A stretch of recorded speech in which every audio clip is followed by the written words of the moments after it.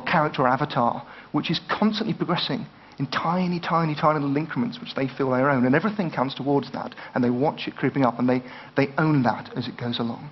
Second, multiple long and short-term aims. 5,000 pi is boring, 15 pi is interesting. So you say, you give people lots and lots of different tasks. You say, it's about doing 10 of these questions, but another task is turning up to 20 classes on time, but another task is collaborating with other people, another task is showing you're working 5 times, another task is hitting this particular target. You break things down into these calibrated slices that people can choose and do in parallel to keep them engaged, and that you can use to point them towards individual beneficial activities. Third, you reward effort. This is your 100% factor. Games are brilliant at this. Every time you do something, you get credit. You get a credit for trying. You don't punish failure. You reward every little bit of effort, your little bit of gold, your little bit of credit. You've done 20 questions, tick. It all feeds in. It's minute reinforcement. Fourth, feedback. This is absolutely crucial, and virtuality is dazzling at delivering this. If you look at some of the most intractable problems in the world today that we've been hearing amazing things about, it's very, very hard for people to learn if they cannot link consequences to actions. Pollution, global warming, these things, the consequences are distant in time and space. It's very hard to learn to feel a lesson. But if you can model things to people, if you can give things to people that they can manipulate and play and the feedback comes, then they can learn a lesson, they can see, they can move on, they can understand. And fifth, the element of uncertainty. Now, this is the neurological gold mine, if you like, because a known reward excites people. But what really gets them going is the uncertain reward, the reward pitched at the right level of uncertainty that they didn't quite know whether they were going to get it or not, the 25%. This lights the brain up. And if you think about using this in testing, in just introducing control elements of randomness in all forms of testing and training, you can transform the levels of people's engagement by tapping into this very powerful evolutionary mechanism that when we don't quite predict something perfectly, we get really excited about it. We just want to go back and find out more. As you probably know, the neurotransmitter associated with learning is called dopamine. It's associated with reward-seeking behavior. And something very exciting is just beginning to happen in places like the University of Bristol in the UK, where we are beginning to be able to model mathematically dopamine levels in the brain. And what this means is we can predict learning, we can predict enhanced engagement, these windows of time in which the learning is taking place at an enhanced level. And 2 things really flow from this. The first is to do with memory, that we can find these moments when someone is more likely to remember, we can give them a nugget in a window. The second thing is confidence, that we can see how game playing and reward structures make people braver, make them more willing to take risks, more willing to take on difficulty, harder to discourage. This can all seem very sinister, that, sort of our brains are being manipulated, or we're all addicts. The word addiction is thrown around. There are real concerns there. But the biggest neurological turn-on for people is other people. This is what really excites us. In reward terms, it's not money. It's not being given cash. That's nice.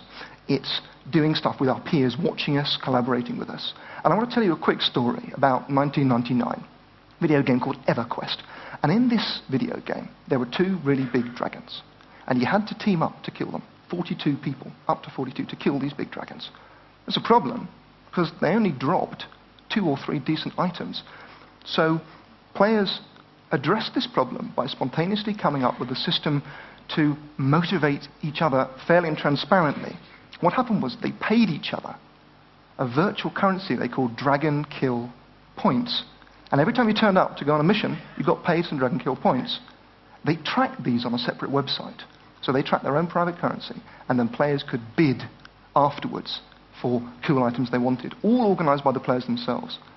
Now, the staggering systems, not just that this worked in EverQuest, but that today, a decade on, every single video game in the world with this kind of task uses a version of this system.